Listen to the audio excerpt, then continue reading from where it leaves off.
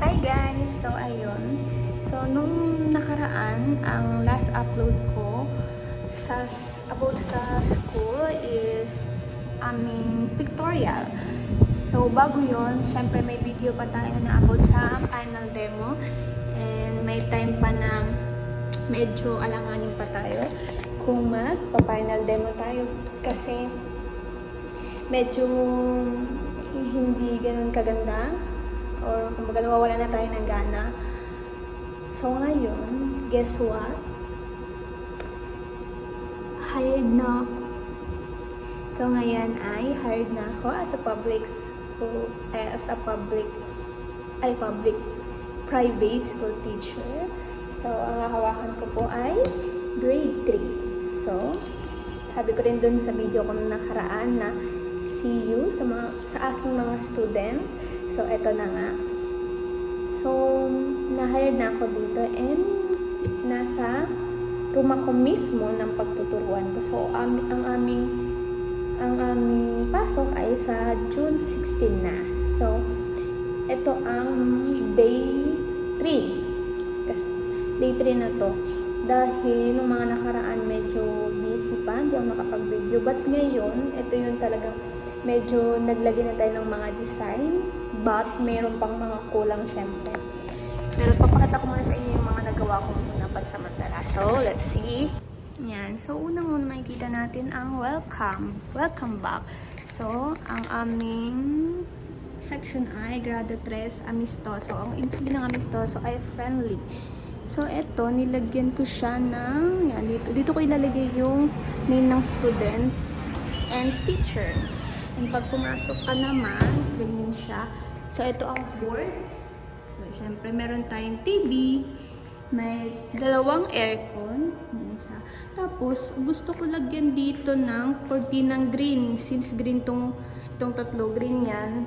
So, gusto ko i-light green na rin siya. And then, ilagay dito. Light green, tapos dito. Tapos, ito, hindi ko lang kung lalagyan ko pa ba siya. Pero parang, lagyan ko ba or what?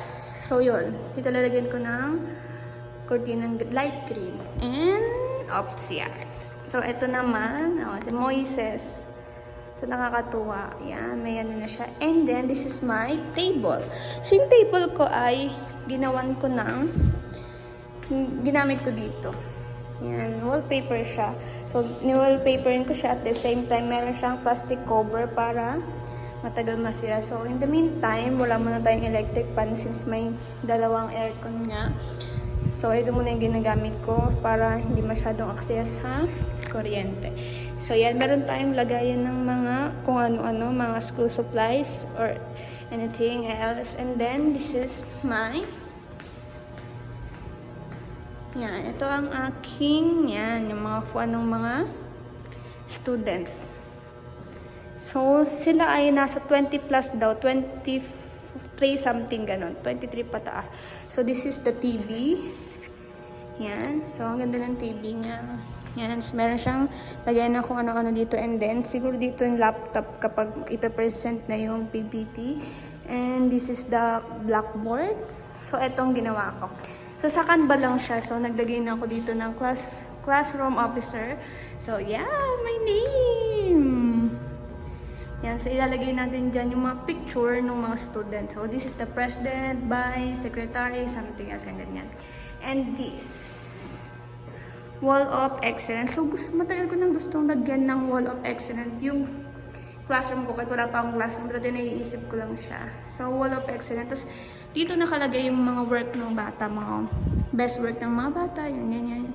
Ilalagay natin hanggang dito para makita naman nila yung pinaghihirapan nila. And then, dito sa itong pinto na to, so wala na to, hindi na to nabubuksan. Nilagyan ko na lang siya. Yan. Classroom cleaners, Tuesday, Wednesday, Thursday, and Friday. So, our Monday is online class, kaya wala siya. And then, dito naman ang yan, classroom rules. So, sa tabi ng pinto, yan. Hanggang dyan siya. And then, my bulletin board. Yan. Diba? Ang ganda. Cute. So, ito na ano siya. Tataas. Yan. Nalalagay dito yung bond paper sa loob. Tapos yan, ganyan siya. O, diba? Ang ganda.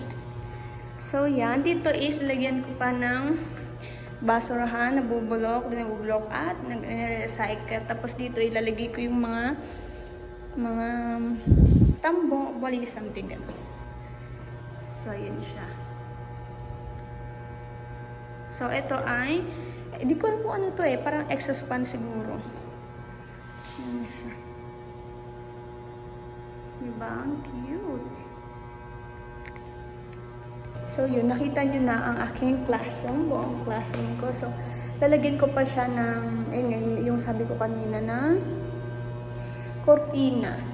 And, tingnan natin kung anong mangyayari sa ating first teaching year. Sana biging masaya siya. So, soon, i-update ko kayo sa aking classroom kung ano na ba ang magiging ganap po, ano magiging final na itsura niya. So, yun. So, good luck to me and thank you so much to my baby, Jordan. So, yun.